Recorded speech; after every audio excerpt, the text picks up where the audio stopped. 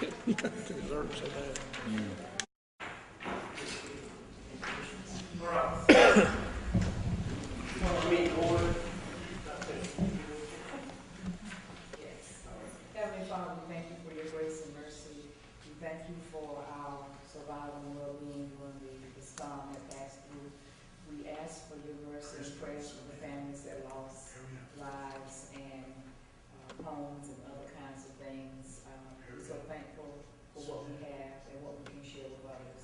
Help us as a council continue to be on one accord, to make the best decisions we can for the citizens of Marlboro County. Thank you. Councilman Woods to be over there on that. You had to put it off, yeah. So, we have two ladies that they can really pray. So just let them have Dr. Grant so we can call on them. So, we thank y'all for that. All right, answer the prayer. So, like I said, we're Mr. Odom. I think Mr. Woods' wife had some surgery, so. All right. So, do we have, first is approval of agenda items? Second, Dr. France. Mr. Midgley. All in favor, raise your right hand. All right. Up next, we have a public hearing. And so, comments from the public discuss the Bureau of Justice Assistance 2017 Local Government Memorial Justice Grant as acquired by Grant Agency. Mr. Mullen. This is an annual grant with it. It's provided for equipment for the Sheriff's Department. It's $11,640, and it's the best kind that does not require a match. So this is something we try to do every year, and it's a good thing. Any comments from the council? From the public? Close that public hearing. Up next is approval minutes for August 14, 2017. We accept the minutes as is. Mr. Mitchell. Mr. Plato, second. All in favor, raise your right hand. We have one abstention. Dr. Princess Dane. All right, thank you. Number for whole business. Ordinance number 761, ordinance to enlarge the boundaries of the joint county industrial business park with Dillon County and other matters related thereto. Second reading. Mr. Mullen. This is ordinance relating to the Harbor Freight expansion, and it's where they had to acquire a little bit of extra land to put into the industrial park that we are a part of with Dillon and Marion County. So this approves that and also adds it to that park, so we will benefit from it. We have a motion for ordinance 761. Glad. We have a second. Second. Mr. Minsley, second. All in favor, raise your right hand. Ordinance number 762, an ordinance amending ordinance 753 to allow the transfer of the former Winn-Dixie building to the Northeastern Technical College or the Northeastern Technical College Foundation. Second reading. Mr. Mullen.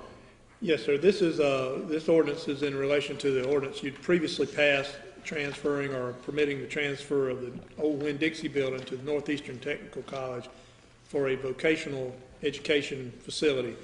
And when they got into processing what they were doing there, they wanted the option of putting it in the name of the Tech Foundation, because that way they don't have to go through as many state regs. And so this adds that language just to allow them that option. And this is the second reading. It's been read once before. Not, we have a motion. Mr. Black. Have a second. Second. Dr. Prince, all in favor, raise your right hand. It's unanimous. Thank you. On our new business, resolution 091701, resolution establishing the millage rate for fiscal year 2017 through 2018. This resolution is a formality of the budget you've already approved that sets the millage rates for next year. As you can see it in your packet, it includes two aspects of the millage rate. It has a millage increase of 1.3 mils for the to cover a deficit in a previous year and a reassessment change in value of our property. If you remember, during the budget time, you had you could have gone up to a 3 or 3.5 mils, and through the action of council and the staff, we were able to keep that to a minimum. There's also another part of this that has a 1.7 mil increase to cover unfunded mandates from the state. The state requires more money be paid into the retirement system next year, and so they didn't give us money to pay for that, so that's an unfunded mandate. And the law permits council to approve that millage, and they have to specify that on the tax bill. And this is the first year that council has done this. We have, the county has absorbed 500,000 plus or minus shortfall every year for 6 or 8 years, where the state has not returned money to the counties in the state that they should. So you're not alone. There are other counties doing the same thing. So the total millage increase there is 3 mills. The other millages you see go along with other agencies like NETC and the fire service, that kind of thing. So I can try to answer any questions if you have any. Chair, good question. Okay. This 1.7 mills for unfunded mandates, would that cover just the retirement increase, or would that cover some other unfunded mandates? It's just the additional retirement contribution. That's it. Yes, ma'am. All right. Any more questions? Not have a motion? So moved. Reynolds, second Ladd, second. All in favor, raise your right hand. Unanimous, thank you. Resolution 091702, resolution supporting local control of smoke-free air laws in the state of South Carolina. Mr. Long. This resolution we've seen passed in most local governments and had not been done here yet. It basically creates it prohibits smoking in county buildings and county vehicles, and it supports smoke-free laws and that sort of thing. But the gist of it is that it'll make it where you can't smoke in a county vehicle and you can't smoke in a county building. In fact, you have to be at least 25 feet away from the entrance to the county, public entrance to a county building. This is what they do elsewhere. It's just something needed to be brought to y'all's attention here. I don't know that we have anybody smoking in a building. I think we probably do have people smoking in cars or hanging their hands out the windows, so this would prohibit that. Any questions? Not, we have a motion for 091702. Explain that. Mr. Mitchell, all in favor, raise your right hand. It's unanimous. Resolution 091703, resolution authorizing the submission of application of Marlboro County to the Bureau of Justice Assistance for 2017 local Arizona Memorial Justice Grant in the amount of $11,640 and authorization of the said grant in the board. So we had the public hearing on. Same thing. Same thing. With that, we have a motion. Glad, all in favor, raise your right hand. It's unanimous, thank you. And we have a proclamation declaring September as National Recovery Month. Do we have somebody here from, I guess it would be Trinity? I am. All right, thank you. We have a proclamation here with reading.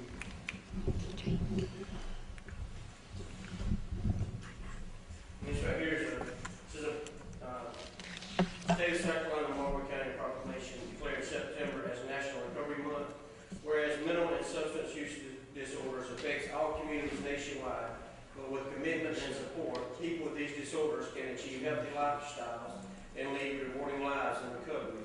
By seeking help, people who experience mental and or substance use disorders can embark on a new path for improved health and overall wellness.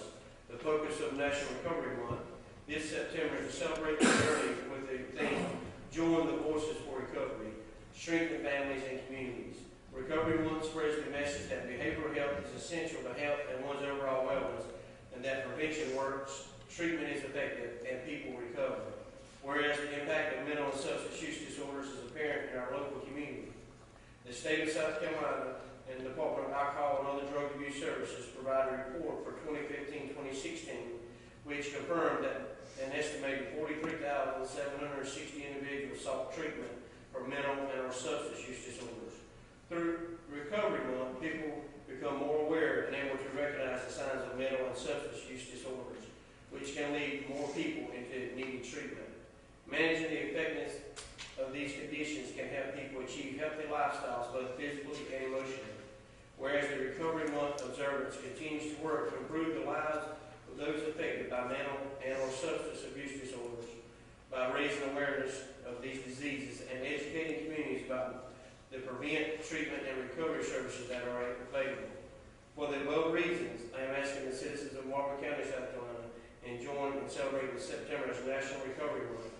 Now, therefore, Marlboro County Council does hereby declare September as National Recovery Month throughout the county and encourages all citizens to join to observe this month with compelling programs and events that support this year's observance. Adopted this 12th day of September 2017.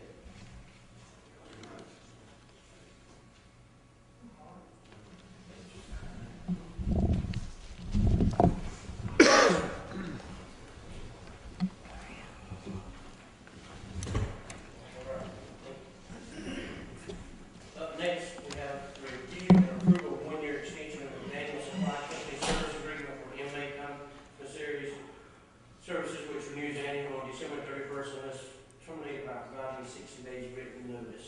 Mr. Mullins. If you remember last year, this was a new vendor, I believe, and council approved a one-year contract just so it can make sure that new sheriff and possibly new detention center people would have a chance to see if this is what they wanted, and they do, and have sent in writing a letter requesting that this be allowed to extend for an additional period. So we can answer questions if you have any. How long the period is the additional period? It's 1 year. Unless terminated with the 60 days. Yeah, it's as Mr. Eastland says, we have to give notice of termination 60 days prior, and this is just making sure we don't want to do that. But everything so far so good. I'm fine, I just wasn't, when you said the period, I just wasn't, yeah, that's fine. There's a 27% commission to the county on everything except things like stamps and envelopes. Am I reading that correctly? Page 2, 6. Yeah, I mean, that's in the contract. I think that's a typical arrangement. Okay. Is that going to their budget or general fund? It goes into revenue of the county. It's audited. I mean, I don't know specifically where it goes. But we can find out. Any more questions, comments? Not, we have a motion. Motion accepted. Mr. Gladden, we have a second. Yes, second. Mr. Martin, second. All in favor, raise your right hand. All right, unanimous, thank you. Opening and acceptance of bids, Wrightsville Park Walking Trail. Okay, this is a long time coming. We've finally developed specifications, advertised for bids, and received bids to do the Brightsville Walking Trail project. This is a federal grant of $75,000. It required a 15% match, but fortunately the match can be in kind. So a lot of things we have to do to help move some dirt around and that sort of thing will hopefully cover all the county's match part, so it won't cost us anything out of pocket. We did receive, we had a gentleman from Darlington, Mr. Irvin or Irwin, I can't remember. He's sort of a semi-retired surveyor whose passion is Boy Scouts and walking trails, and he came over and designed it and made the specifications. We had pre-bid meetings and all that. So we did get two bids. One bid was from Fur Paving of $97,000, and the other is Hudson Paving of Rockingham, which is $69,000. So staff recommends that you accept the low bid. It's proven to be a responsible bid, and hopefully they can start work soon. Did the extra money be used for landscaping? Well, in the money, the bid includes, just so you'll know, includes paving an 8-foot wide, a 1,200-foot long asphalt walking trail, handicap spots, sidewalks, and that sort of thing. I do not believe there's a lot of landscaping in there. Because you got some money left over. But any money we have left over, we want to pretty it up after we got it. We kind of focused on making sure we could break it down. We were afraid it was going to come in high. And so now that it came in low, we can do some of that. Yes, ma'am.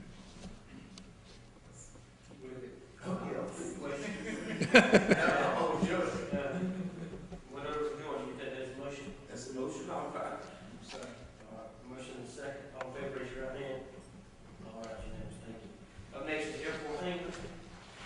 This is the project, every year we receive FAA, Federal Aviation Administration funds for projects at the airport. And this year's project is the construction of some additional hangar space there for larger corporate type aircraft or other aircraft. The FAA funds 90% of this with a 10% match from the county, which has come out of our economic development funds, has been budgeted for that. We use a consultant, Talbert & Bright, to do these things, and they have developed specifications and gone through that process and put it out for bid. And the two bids you can see are Tungsten, a company called Tungsten, which came in at $544,000 and some odd dollars, and KMD Construction that came in at $599,894. So Talbot & Bright recommends that we accept the low bid of $544,328 and 67 cents.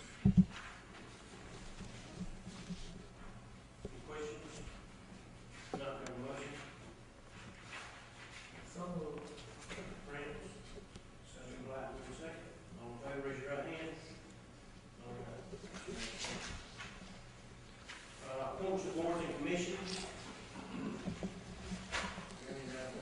Chairman, I'd like to appoint Frank Shutt to the Airport Commission.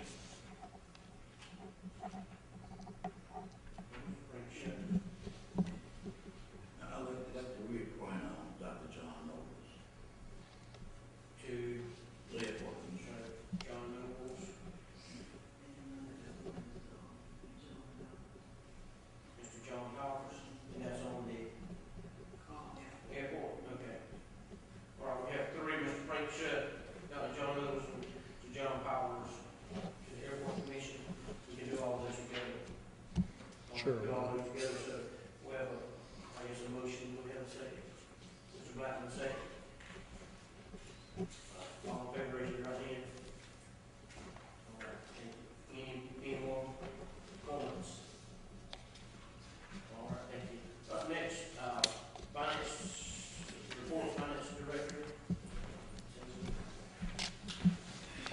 Mr. Chair, members of council, for the month of August, expenditures were at 17% of the budgeted amount, and revenues for this month were at 8%.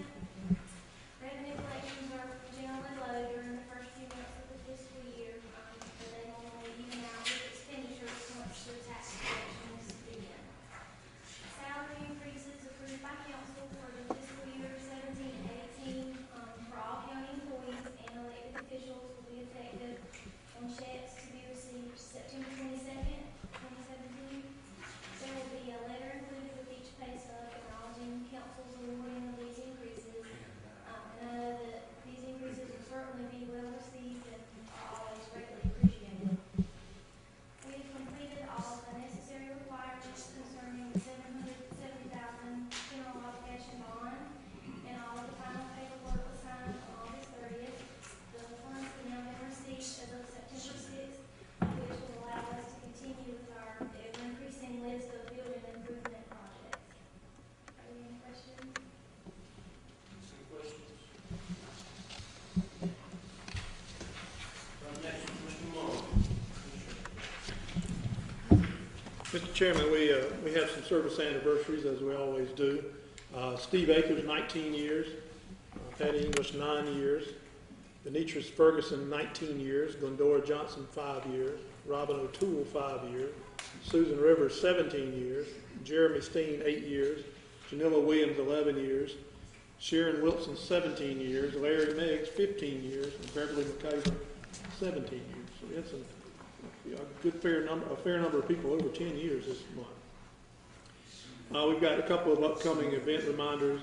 We have Industry Appreciation Day Thursday, and as you may be aware, we've scaled that back to where we used to do it, and it was a little narrower of a group focused on industry and business, and it will be a golf tournament and then also a dove hunt. You have to pick one or the other, and then a barbecue dinner afterwards for the folks we're honoring. If you haven't given Ms. Bundy your RSVP for that, please do that so we can make sure we have space and plan for you. We received an invitation to a groundbreaking for CARE South Carolina. They're building a new facility in McCall. It'll be the Love Industrial site there, coming into McCall on the right out of Tatum.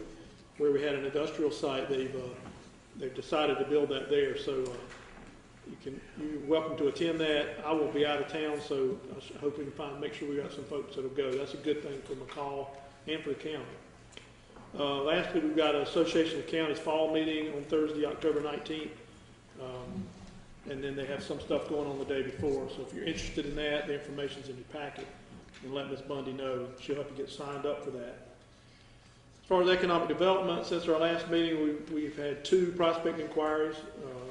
One of them was a large one, and together they total 1,000 jobs and $150 million in investment, which all sounds good, but it was just an inquiry. We will have a site visit at one of the larger ones, but they're visiting a lot of different sites. One thing that I've always heard in the past was that we talk about projects that are looking at us and we come up with fancy names for them, and we never really talk about where they went. So I want to make sure I tell you where they went when I know where they went.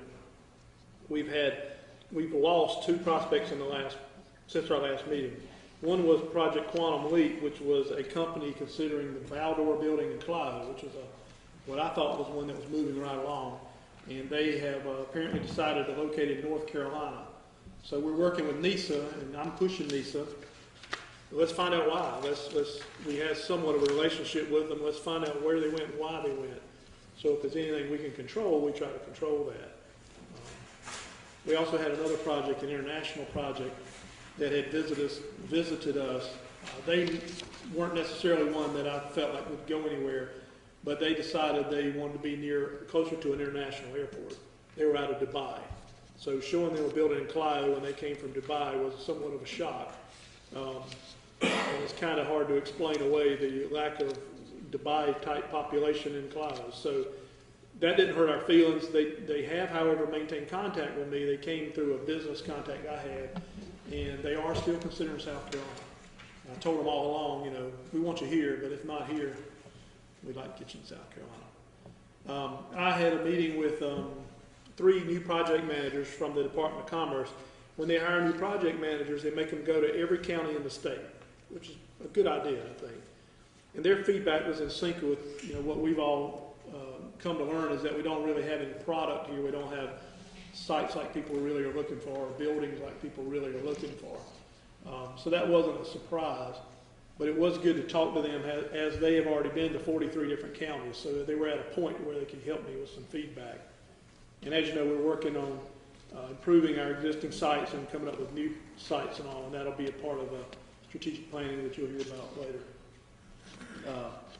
As far as administrators type information, we've unfortunately had some vandalism at county facilities. Most noticeably, we've had a large number of windows knocked out of the back of this building over here, and that was bad enough. But then we had a lot of windows knocked out at the Prince Recreation Center, the Blenheim Gym, and they were double pane insulated glass windows. So we're working with law enforcement to see if we can figure it out. In most cases, they're juveniles. And, what do you do? So we have, I've asked that we install cameras there, so at least we can see what's going on and maybe deter future problems. And also, we're working to try to use, particularly the Blenheim facility more. The more we're in and out of there, then the less chance there is for something like this to happen. I'm excited to talk about some software that we've purchased called, one's called Facility Dude, that's the name of it, and the other is called 311. Since I've been here, one of the frustrations I've had is not being able to track what's going on. If you put a work order in for a window out in Blenheim, it's all on paper, and Miss Bundy keeps a list of them, but there's never any real tracking of where it went and how much it costs to fix and that sort of thing. So we started looking for software that would do this for us, and we went through several of them, and we've settled on this one. And this thing will we can give folks a link. If you work in the clerk of court's office, you can go on this link and say, hey, my air conditioner's out, and you can say where you are and what's wrong and all that. And it passes along to whoever, DT Turner, and he decides this one goes to this person to fix. And then they go out and make the repairs, and they say how long it took them and what materials they used and all that. So what that does for us is create a record of where we spent, what we spent and where, and and how much time it took and all of that. So we can make informed decisions at budget time on things. Also what's exciting to me about this and others is that we can do our vehicles with this as well. So we can take a truck or a sheriff's vehicle or whatever, and we can keep track every time we change the oil, every time we put tires on it, whatever. And we can also make informed decisions over whether we're pouring money into something that maybe we ought to look at buying something new. Now, we were careful when we did this not to find something that's so complicated that our folks, it would be a huge change all of a sudden. This software was appealing because it was very friendly and very based off of your smartphone or an iPad, so it's a good thing. The other system that we purchased is called 311. This will take a little longer to set up and use, but it basically, any kind of call we get now, like, you know, they didn't pick up my trash, or there's a bunch of litter on my road, or there's a dog running loose in my neighborhood, or there's a dirt road that needs dragging, or a sign down, all that stuff. Right now, you know, we pass that along, but this will allow us to key that into the same kind of system and pass that right along to who's supposed to take care of it. Now, you know, hopefully that'll help that person do their job and plan their work and do it better, but it'll help, you know, those of us managing this understand people's workload, whether they need help, whether they don't need help, how much they're spending, all that good stuff. This one is a pretty cool setup because if it works like it seems to work, it may be something we go to the city of Bensville at some point and say, y'all want to partner on this? Do we put somebody in 911 and set up the phone number 311 where anybody in the county can call or in the city can call with a complaint? So this is really moving us into, you know, where other places are. And the good thing is all of that together costs $10,000 a year. So for an $11 million budget, $10,000, it'll save that over and over and over. And I appreciate D.T. Turner and Ms. Bundy. They were involved in looking at this with me, and we're going to start implementing in the next couple of weeks. Finally, I want to talk just a minute about Hurricane Irma response. You know, I feel very strongly that it's important to have meetings and have people in a room and talk about issues, and that way you can get it all out, figure out what you're going to do, and then move forward. And so in that interest, Steve Akers, 911 Director Steve Akers, and myself, with input from Chairman Steen, we organized a meeting with all the agencies in the room that would play a part in the response. For everybody from law enforcement to EMS, all those folks. We met at the library. We met on last Thursday and last Friday. You know, in the meetings, we focused on a more formal response plan and protocols. You know, what are the rules? When do we not go out? You know, do we go out if the wind's blowing more than 50 miles per hour? No, we don't. That sort of thing. And we also looked at a couple of weaknesses that we saw during Matthew. The most significant issue I feel like we addressed was we wanted to come up with a plan to keep the roads open to the hospitals because we don't have a hospital. And during Matthew, we had very little response from the Department of Transportation. They just wouldn't come out. And so it fell on the volunteer firemen, for the most part, to clear it. But they don't have heavy equipment. So for this storm, DOT, again, wouldn't come out at night or that sort of thing. So, again, the fire departments agreed to respond, and the Public Works Department of the county, we didn't go out during the storm last time. We set it up to go out during the storm, only if we needed to move something big. So that would have been an improvement there. Also, one other thing that came out of it that I felt like was an improvement was, you know, the city of Bennettsville is a large part of our population. They have an electric utility, and during Matthew they had just unbelievable amount of calls, and it overloaded 911. So Steve Akers figured out that he has a group of phone numbers that he can use and assign, and with Max Alderman at the city in the meeting, we set it up to where if this would have happened, we could have given a phone number out to the citizens in Marlboro, in Bennettsville, that they could have called with a utility problem and not run it through 911. So that was a big improvement, and if we have this situation again, we'll do that. We had some follow-up items we got to work on, like everybody we kept assuming we'd have telephones and cell phones, and if we really had a bad storm here, that's not going to work. So we had to kind of push on a couple of agencies to make sure they gave us two-way radios, you know, and we'll follow up on that. And one other issue that came up was we are not able to use Marlboro County High School as a shelter. The shelter designated for this event would have been the Blenheim Elementary School with the Wallace School as a backup.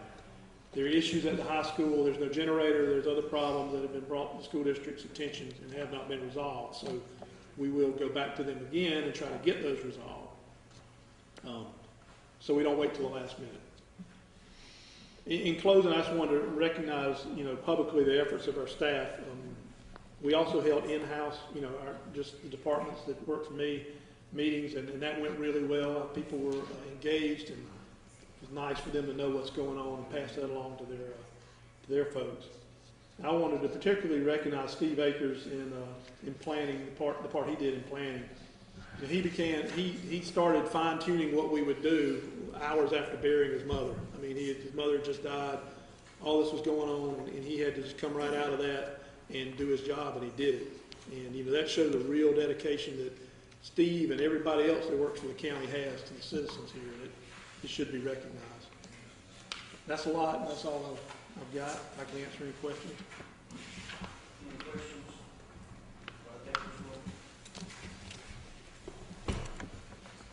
Next, we have citizens request before council. We have one person, Mr. John Jefferson. I imagine you can speak on tax. You have 3 minutes. Then 3 minutes, that's what we need. I'm going to open up by saying this. I went to a school board meeting, and I got one of the guys out there, he looked at me, he called me, he said, "What are you doing? You ain't got no children in school." And I told him, I said, "That's why I'm here. I don't have kids in school. I'm paying for children, I don't have no kids in school." And after that point, it brings me to the point where I got to look at things from a different perspective. Perspective of marriage. I came down from this. You're married, got a wife, and I'm single. I got a house cost $10,000, you get a house cost $10,000. You and your spouse make $10,000, you $20,000, I make $10,000. School taxes come out, I pay the same amount you pay. So what's one you get with not paying school taxes, you won't get kids? I'm really speaking honestly. I speak from a spiritual point of view, not from a money view. If you willing to take money from me and I'm not responsible for what you're doing, you're not speaking from a spiritual view. You speak for money. So that gives me right there, you worship money, not spirit. And about the property, I even got a county told me to sell property. I said, "Okay, I do." Put signs up, I had several inquiries. But the property is so dirty when you go in there, people like the property once they get back in there. But they're saying right there, when you come in, and you clean up. I told the council, I think it's used the same. Okay. You say you can have time with it, you send somebody else out there. It's death bother. You live right there, why don't you come all the way over here and send somebody back? You spend the taxpayer money. I look at that. Now you had all these one you had 30 days, which is 8 weeks. I don't know what, like 275 days. Come over and us, giving us, tell me why I should pay you for nothing. And I can't even get money to get property down there, get my money. I'm not power. It's no joke to me. It's a joke to you because you ain't the power. You hold the power. You hold the money power. You hold the spiritual power. You can't buy no like that. Money don't buy no like that. I'm not speaking like that for myself. That spirit coming through me. I like to sit down and talk to your God. Spirit to money. I ain't doing good. I want all you think of what I'm saying. Think about what I'm saying. Now, I'm telling you the truth. I'm not lying. I don't have someone else telling me to come up here and tell you. Anytime you want to sit down and have a conversation, you can sit down. You bring your best up when you sit down. Your 3 minutes is up. Okay. See you next one. All right, any more citizens? Any more signs? Thank you. Next, we have recognition of council members. Mr. Black. You good? All right. Dr. Sanders. of the status of the PAR grant for 2017-18. And I think we earmarked most of that for Wenham because over the years, it's gone other places and Wenham is in line for a while. So we're hoping that we'll get something from our delegation this time. I also like to thank the team, especially Steve Akers, for getting the county ready. It's better to be ready than not needed than to be scrambling at the last minute. We all know that Jackie Woods had surgery. I tried to text Mr. Woods to hope she's doing fine. And I'd like to recognize our cameraman, Mr. Prince over there, who's back with us, helping out with the team. He's been on sabbatical for health reasons, so it's good to have him back. And that's it, sir. Thank you. Yeah, thank you. First, I'd like to thank the committee that worked on rights. Y'all done a great job, and the staff been working on that for months, years, and y'all stayed at it, and we finally got to the point where Father's going to be here. You know, it's going to be in by Thanksgiving, so we'll be all turkey on Thanksgiving Day after they can go walk in the park, you know, and that's really a blessing. I really appreciate that. I got to thank my council members, and especially the chair people, right? Chair and past chairs and other chairs over there, out of respect that we have for one another. I look at the school board, I look at the board of the city, right? And I don't see any respect that they have among themselves. I mean, I look at the fact that the mayor just gave a key to someone that, a minister that opened up a church down on Broad Street, the old building down there, B.C. Ward's building, gave him a key to the city without consulting the other council members. That's total disrespect. Now, you might have the right to do that, but that's disrespectful. The school board's disrespectful. We don't always agree, but we never shout out with another. We never disrespect one another. So I really appreciate the job that we do looking out for one another. That's like extremely important. Also, like the officers, it's really good seeing those guys come around. And that's something important. On Marlboro Street, down there going towards the river, the traffic running from there is like a high speed doing workouts or going back and forth to work.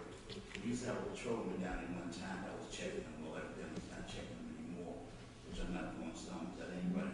But what I'm asking, guys, can you get someone down there during the period of time that they go on to work, coming back from work, to keep track on that, because there's a lot of children down there catching the bus and stuff in the morning.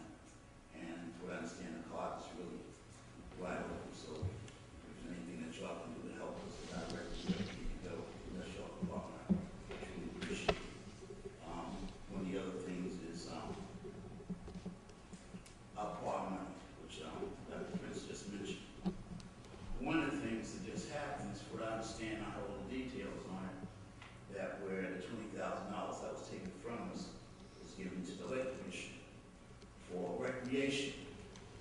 What I would like our administrator to do is really look into what recreation have they done in the past year for them to receive $20,000 of the money that was taken from us for recreation.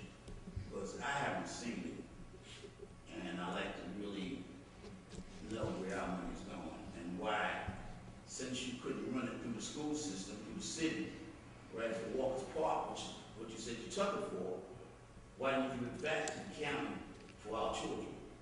But instead of doing that, our representative decided, well, we're going to give it to somebody else, who are we going to give it to? Well, I'm not sure that that was quite legal for them to do, because I haven't seen the recreation that been going on down there for the past year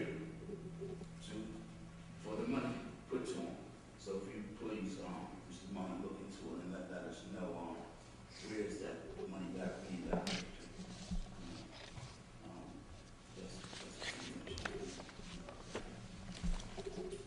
Under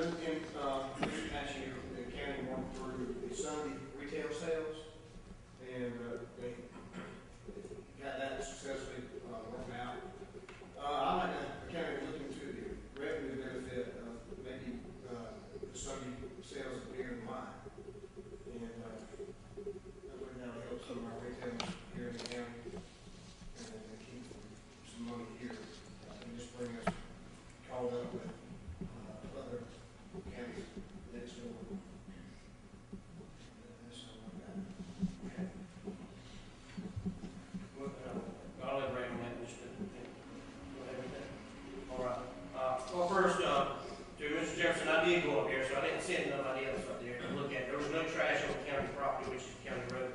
So I did look at that, just to clarify that. And up next, I talked to, another thing is I do want to commend Mr. Mullen and Mr. Akers for the meeting, bringing all the officials together in one room. Some of our sheriff, chief, and some of the other ones, captains, and was there, and I thought it was a real good meeting to bring everybody in one room. I think that's the first time it's probably ever been done, but everybody was on the same page, if we could say for once in our county, everybody was there and everybody was in agreement that what needed to be done for looking after the citizens of Marlboro County and so much. I am thankful for that. And the other thing I have is, talk about that is, one thing I want to do is have a series of strategic planning sessions. And so, and what we want to do is, and it's important, I think, to do these, to set some goals for both the county and the council to use for, decision making for the staff and all. And so we can implement the policies that council set. We have those plans in place, we'll be able to move it forward. And this process, we've done this about 2 or 3 years ago, had strategic planning meetings, and we would like to do a few more. And the way we'd like to do it, is have a 3-part process. If it's fine with council, we always have to have a vision, something to continue to move and work forward to. Is after in October, we'd like to have 3 meetings to do them after our council meetings. Our council meetings don't last, like other public bodies, and so we can do this and still have a meeting for a while and get out of here. But what we'd like to do is have a workshop after the council meeting. And the first one in October, we'd like to hear the staff presentations for what we approved in our budget. We did a lot of stuff in our budget, and just to hear what all we did approve, so we can do things to move forward and put those things in place.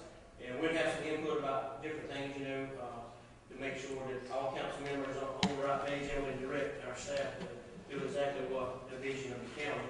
The second one would be we kind of set it in a 3 and a 5 year plan, and maybe even out to 15 years, so a long-term goal. So we'll be able to put out there so the citizens will know that we're not just sitting back doing anything. We actually have a vision for Marlboro County, and then the third thing is they put this plan in place, and make sure we have the means to accomplish those goals. And so, how does that sound for everybody? Does that sound good? Sounds like a plan. All right. Those scriptures says without a vision, people will perish. Can I get amen? All right. And but we do want to see that. We want to continue to move forward. And so, there's always a lot of stuff we would like to do. And that way the citizens can open up. We'll have some input, and other people have input. Try to just move it forward. And that's what we want to do. Continue to move our county forward. And so, anything else for the good of the body? Not.